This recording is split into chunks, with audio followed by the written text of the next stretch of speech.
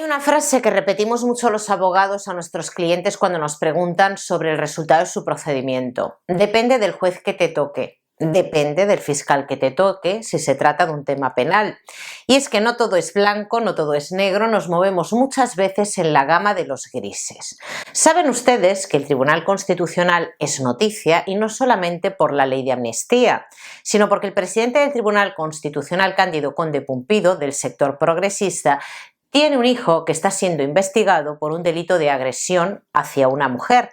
Y yo les comentaba hace un par de vídeos los datos que yo tenía. Obviamente los datos que tengo son porque los he visto en televisión, en la prensa, y eran las declaraciones que había efectuado el abogado de Cándido Conde Pumpido Jr., diciendo que conocía a esta mujer porque era una mujer que se dedicaba a la profesión más antigua del mundo, véase meretriz, que no tenía ningún tipo de relación con ella y que se lo había inventado todo.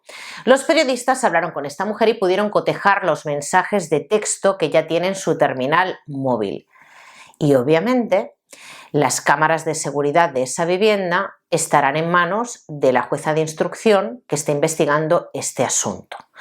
Pero a la gente, a algunas personas, les llama la atención que Dani Alves, por unos hechos similares, esté en prisión provisional y el hijo, abogado de Cándido Conde Pumpido, esté en libertad sin ningún tipo de medida cautelar. Y empiezan a decir que sí hay víctimas de primera y hay víctimas de segunda. Hoy les vengo a contar los datos que tengo de este asunto y solo me voy a hacer eco de lo que dicen los medios de comunicación. Las declaraciones que efectúa el abogado de Cándido a la prensa es que no conoce a esta mujer de nada, que la conoce únicamente porque sus amigos por lo visto la llaman, que él no tiene una relación con ella y que se lo ha inventado todo, ¿no? Y aporta unas cámaras, unas grabaciones de las cámaras donde ella intenta acceder a la vivienda y que está merodeando por los alrededores de la vivienda dando voces.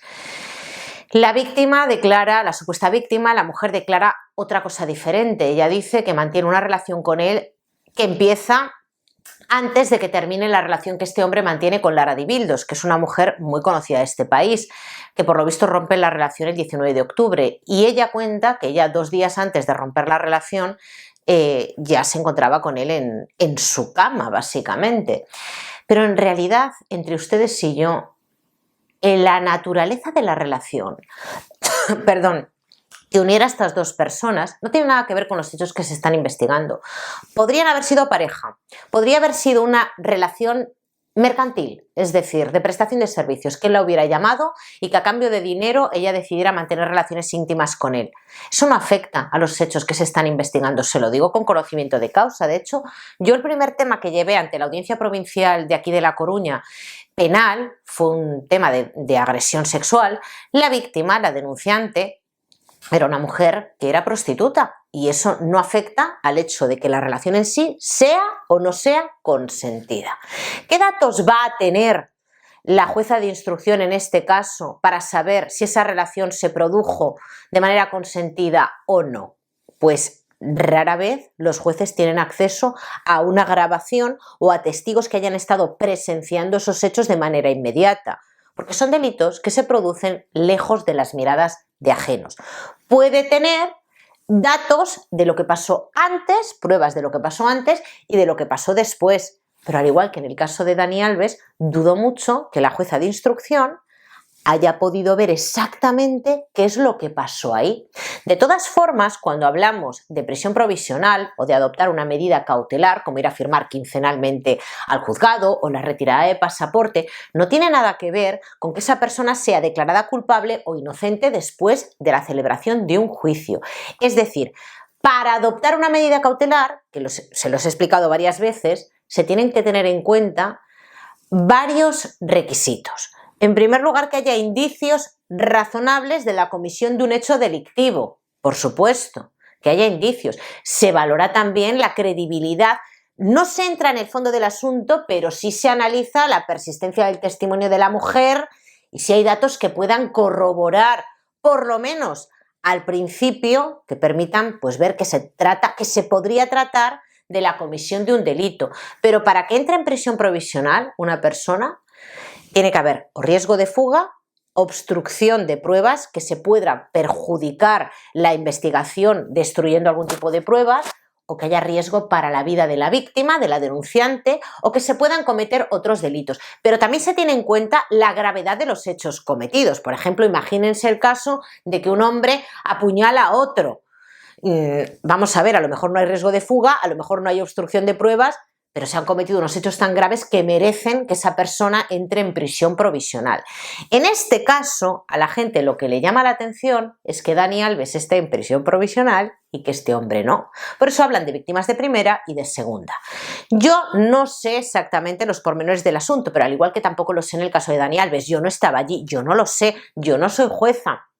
Pero bueno, por lo visto, los mensajes a los que han tenido acceso los periodistas sí que hablan de una relación más cercana, sí que contradicen un poco la versión de Cándido Conde Pumpido, pero la jueza ha decidido que no hay riesgo de fuga, que no hay obstrucción o posibilidad de destrucción de pruebas y que no cabe la posibilidad de que se cometan otros delitos. Pues entonces ha optado por ponerle en libertad sin ningún tipo de medida cautelar. ¿Tiene que ver con que sea conocida del padre de este hombre? Pues espero que no, francamente. Espero que no tenga nada que ver. Espero que no tenga nada que ver. Yo no lo sé. Yo no lo sé. ¿Saben lo que me llama la atención? Lo que me llama la atención es cómo se utilizan a las víctimas en función de la oportunidad política. Cuando ocurrió lo de Dani Alves, poco tiempo después de que saltara la noticia, el Ministerio de Igualdad se removió, Irene Montero y todas las demás ya les señalaban como culpable y que había que hacer justicia y que, vamos, que la justicia tendría que actuar rápidamente y ya se posicionan del lado de la víctima. En este caso nadie ha dicho nada. ¿Por qué? Porque estamos hablando de Cándido Conde Pumpido, el presidente del Tribunal Constitucional del sector progresista, que va a decidir definitivamente sobre si la ley de amnistía es constitucional o no. ¿Por qué unos casos llegan al Ministerio de Igualdad y otros no? ¿Por qué a unas mujeres se les da credibilidad? No hablo en el juzgado, que la jueza de instrucción sabrá por qué ha acordado estas medidas, ninguna medida. Y en el caso de Dani Alves se acordaron, yo ahí no voy a entrar. Que el juzgado, que el juez haga su trabajo. Insisto, y el hecho de que ahora mismo no se hayan acordado medidas cautelares no implica que este hombre pueda ser declarado culpable o declarado inocente. No se trata de prejuzgar, se habla de indicios y de una serie de requisitos para acordar la prisión preventiva, prisión provisional. Pero qué curioso, ¿no? Cómo se utilizan a las víctimas en función de los intereses políticos. Es todo una cuestión de oportunidad. Por eso, en el conflicto árabe-israelí, las mujeres israelíes, las que murieron a manos de los terroristas, las que fueron agredidas, no interesa contar su relato, no interesa utilizarlas como adalices del feminismo.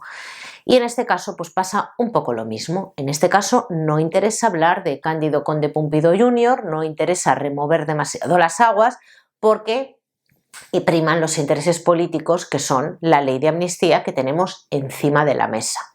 ¿Cuánto tiempo puede estar Dani Alves en prisión provisional? Yo ya se lo comenté a ustedes. Si era por obstrucción de pruebas, que no fue el caso, fue por riesgo de fuga, pero si fuera que estuviera en prisión provisional por riesgo de destrucción de pruebas, máximo 6 meses. Si es un delito que se está investigando cuya pena privativa de libertad sea igual o inferior a 3 años, puede estar 1 año en prisión provisional. En el resto de los casos, 2, y se puede prorrogar hasta el límite de la mitad de la pena del delito que se está investigando. En este caso, no se ha acordado ninguna medida cautelar. ¿Por qué se tardó tanto tiempo en pasar a disposición judicial a este hombre? Por lo visto está ingresado en la unidad de psiquiatría. Debe de ser por ansiedad. Señores, depende del juez que les toque, depende del fiscal que les toque, pero lo que sí que me llama la atención, y aquí me voy a mojar como abogada, es que un fiscal solicite una medida cautelar como la prisión provisional y el juez no la acuerde. Eso sí que me sorprende, porque en la mayor parte de los casos, 90% o más, cuando un fiscal pide una medida cautelar, se acuerda. En este caso no. Pero bueno, también es curioso que la Fiscalía General del Estado investiga algunos delitos, algunos hechos que no revisten carácter de delito, como por ejemplo lo del Colegio Mayor Elías Auja, y otros, como el de Puigdemont, decida recurrir la decisión de la Audiencia Nacional de investigar un delito de terrorismo y la Fiscalía solo considere que se trata de desórdenes públicos. Juzguen ustedes mismos. La política apesta, apesta, es hedionda. Por eso yo nunca me he postulado políticamente hasta este año que he dicho que he votado a Vox. Pero la política apesta, apesta. Los políticos en general apestan. Yo creo que todos se acaban corrompiendo, tiempo al tiempo. Yo he votado a Vox con la esperanza de que lleguen al poder y demuestren si son susceptibles de ser corrompidos como el resto. Pero francamente la política apesta. Lo voy a dejar aquí. Muchísimas gracias por verme. No se metan en líos. Ya me meto yo en líos por ustedes. Disfruten lo que queda de semana porque el domingo hay manifestación. Lo comentaré en otro vídeo porque no quería mezclar temas, pero están las calles que arden. Y yo que me alegro, señores, y yo que me alegro. Lo dejo aquí, gracias por verme y si Dios quiere, nos vemos mañana.